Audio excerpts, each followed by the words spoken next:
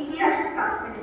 তাহলে সাহিত্যেও তার বাণী থেকে শুরু করে সোচ্চার হয় বিদ্রোহের মাধ্যমে এবং লেখনীতে তার পাঠ করে শোনাবো শামসুর রহমানের লেখা অভিশাপ।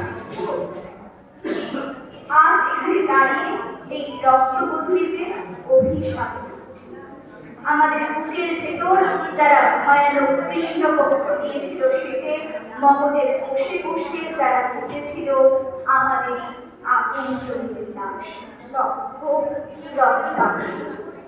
যারা গণহত্যা করেছে শহরে গ্রামে টিলায় নদীতে খামারে।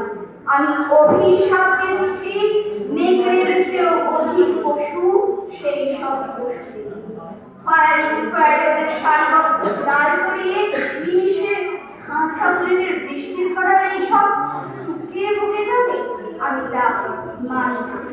হত্যাকে উৎসব ভেবে যারা পার্কে মাঠে ক্যাম্পাসে বাজারে বিষাক্ত গ্যাসের মতো মৃত্যুর বিভৎস গন্ধ দিয়েছে ছড়িয়ে আমি তো তাদের জন্য অমর সহজ মৃত্যু করি না কামনা।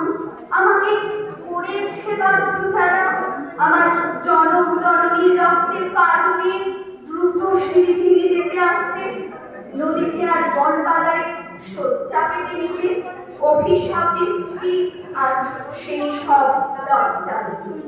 অভিশাপ দিচ্ছি আজ সেই সব দরজা।